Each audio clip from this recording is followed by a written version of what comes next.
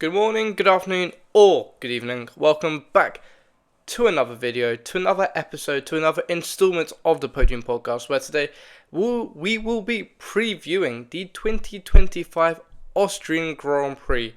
Formula 1 makes its way back into Europe for the, summer summer leg, of the 2025 season.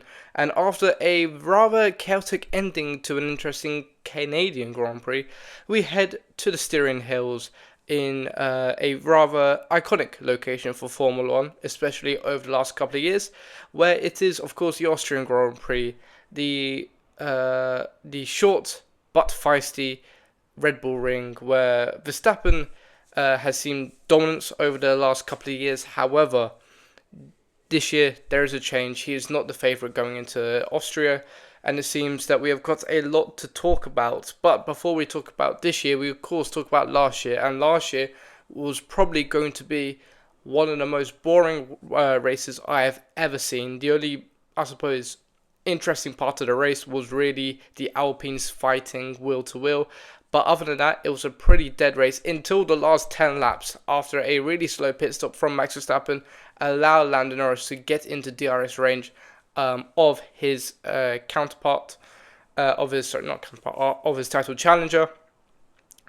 After lap, Lando Norris tried to overtake Max Verstappen into turn 3.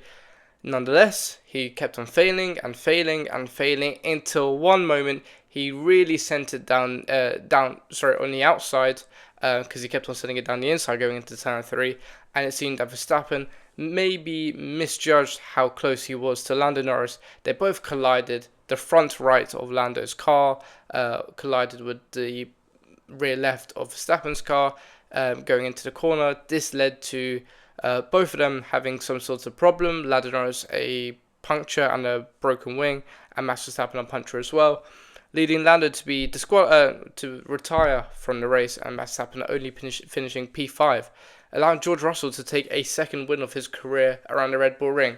But this year we have a lot to talk about, because it is not a similar, we're not going into Austria like last year. We've got a title fight heating up nonetheless, and also we've got a lot to talk about. Let's go with the first, for me personally, the first talking point coming into this weekend, and it is that there is no sprint race in Austria, which for me is a huge blunder by Formula 1 to not include a sprint race into the weekend. Reason being, this is a very great place for overtaking. We say in Formula 1 that overtaking is rare and sparse, but here it is pretty much everywhere.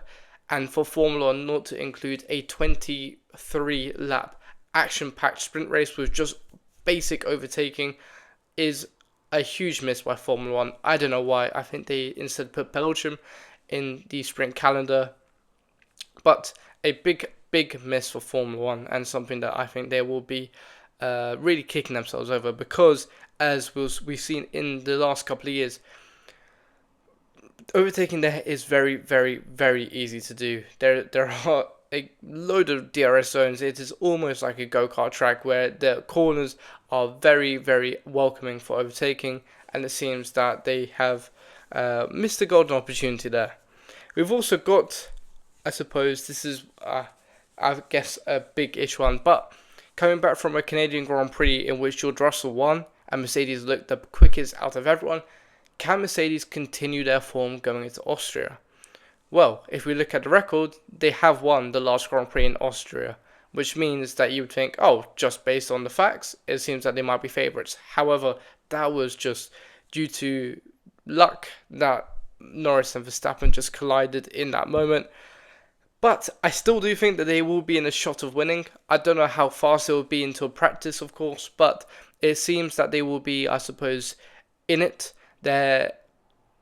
I think for at least Total Wolff and Mercedes is that their win last week, 2 weeks ago in Montreal, was not a win based off luck or chance. It was based off merit.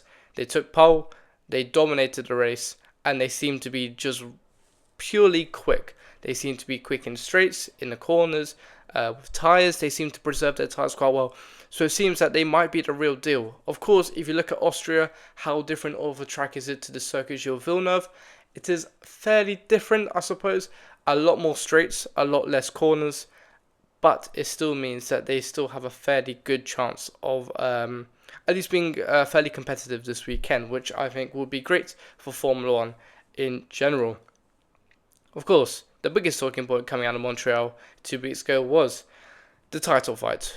Lando Norris and Oscar Piastri did manage to collide for the first time in their career in what was a rather, I suppose, dramatic ending, with Lando managing to hit the back of his teammate, going into the wall on the main straight, and ending his race, and ultimately being 22 points off his teammate now in the driver's standings, which you do think 22 points with, we're only on round 11, with a lot more to go, you might be thinking, oh god, he's got a lot of time to catch up and also to, claw back that gap. However, it is more, for me personally, the mental toll which Lando might struggle on. We've seen before that Lando's been rather, I suppose, weak in his mental state. He seems very difficult to, I suppose, get out of his head and perform naturally on track. We've seen that in qualifying so often. It's unbelievable. It's like a recurring storyline this year. To come to Austria, where he also did have a collision last year, I don't think it will be the easiest of races for him, but I still think he'll do well, which you will see in my predictions later on. Will Oscar Piastri fare well around Red Bull Ring? Yes, I do think he'll do well. I think that both McLarens will probably still be favourites going into this weekend. Of course, we look at practice, and practice can dictate what, I suppose, the pecking order will be. Nevertheless, I do think that both McLaren, Mercedes, and Verstappen will be in Red Bull, looking in Austria, aiming for the victory, because I think all of them have still a fairly decent chance at victory. We also have to talk about Max Verstappen, who finished second in Montreal after a very decent, solid Grand Prix to claw back some of that, I suppose, gap to his rivals in both the McLaren drivers.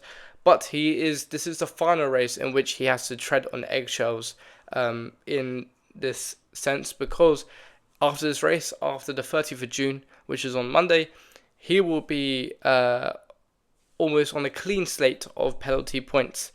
He is on 11 out of the 12 penalty points you need to get a race ban, but it won't be that easy for Verstappen, because Red Bull Ring is, I suppose, known for its overtaking, so people know that they're more likely to make a move than if they didn't, which also means that people are all more likely to be a little bit reckless with their overtaking. More action also means more risk. More risk means also more chance of a collision or someone doing something wrong in the eyes of the FIA, which means that it will be still fairly difficult for Verstappen to tread carefully, but he has to, because he has no other choice to. If he was to miss a race, it will be absolutely detrimental to Red Bull, to the Drivers' Championship, to the Constructors' Championship, to the sponsorships, so he cannot afford to do that.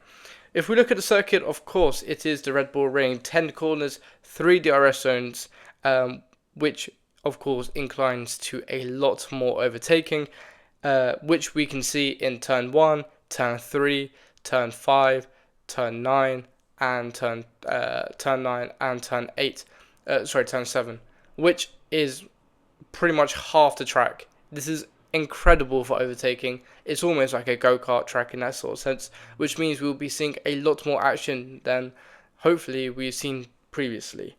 It also means that more action means more people pushing on their tyres, which means it will be most likely a 2-stop race. Pirelli have opted for the C3, C4 and C5 tyres for this weekend, which means that they will be trying to push for the 2-stop race to happen, because that means that there's more, I suppose, jeopardy thrown into the mix. We're looking at weather. Weather is a bit interesting, because if we looked at the start of the week, it was going to be absolutely pitch perfect in terms of weather. Sunny, 30 degrees in Spielberg, which means that for the fans it might be a little bit too hot, but for the teams there is no sort of chaos with weather.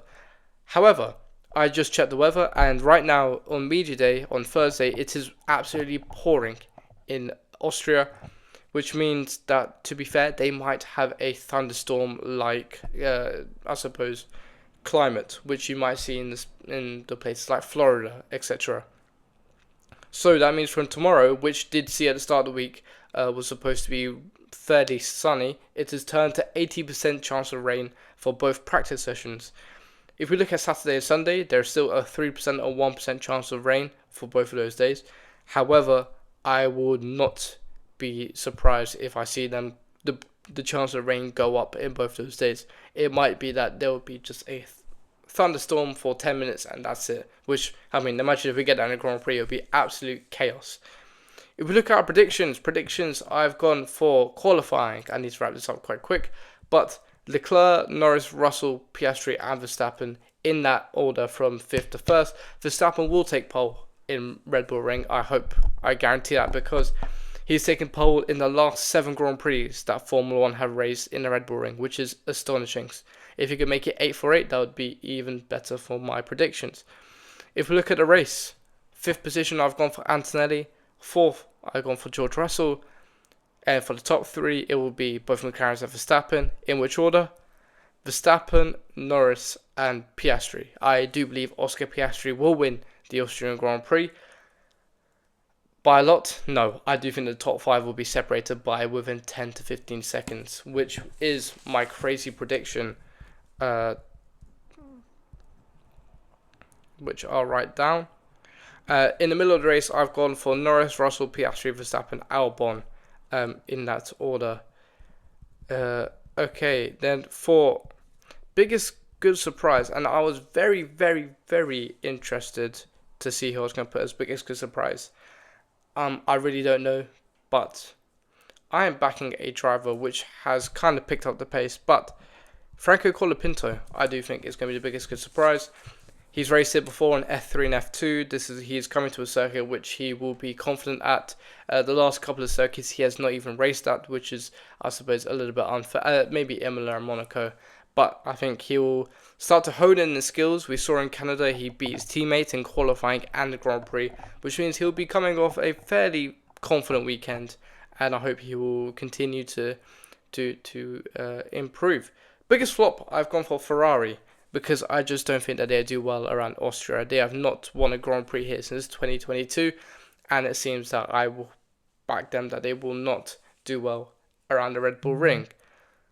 Craig prediction, of course, I put the top 5 between 15 seconds at the end of the Grand Prix. That will wrap up a fairly short but sweet 2025 Austrian Grand Prix preview. Make sure to like and subscribe, and have a simply lovely day. Goodbye.